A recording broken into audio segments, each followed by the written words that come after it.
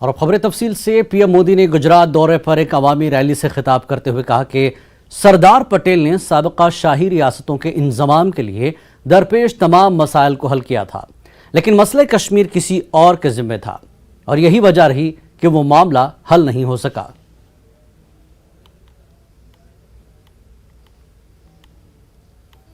तो सरदार साहेब ना पद चिन्हों पर चाले छे भाईओ, एटले काम થાય। તમે જુઓ દેશના એકીકરણનું કામ સરદાર સાહેબે રાજા રજવાડોને મનાવ્યા, સમજાવ્યા, ભારતને એક બનાવ્યું। પણ એક કાશ્મીર બીજા એક ભાઈએ માથે લીધું।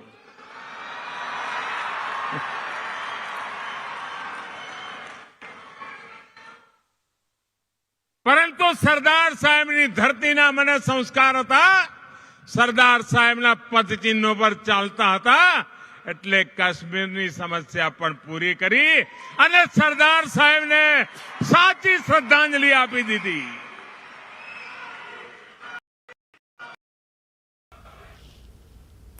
कश्मीर के ताल्लुक से दिए गए पीएम के बयान पर रद्दअमल जाहिर करते हुए साबिक काबीनी वजीर और अब डेमोक्रेटिक आज़ाद पार्टी के सीनियर लीडर ताज मोहिउद्दीन ने मुतनाज़ा बयान दिया है।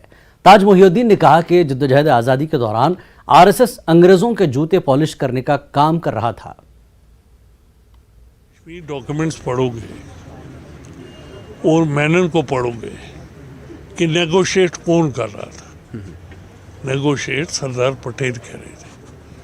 जो 370 रखा गया वो सरदार पटेल साहब ने ही रखा।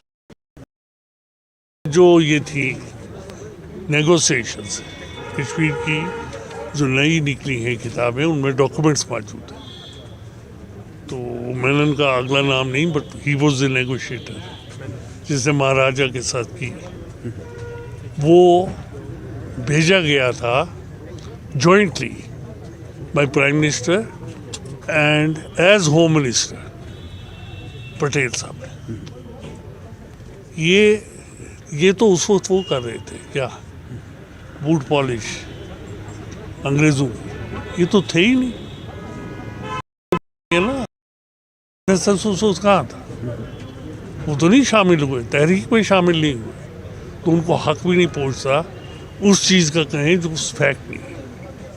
पीएम मोदी का इशारा किसकी तरफ था, कौन था यहाँ पर जो संभाल? वो नेहरू जी को कह रहे हुए, और क्या उनका तो यही है।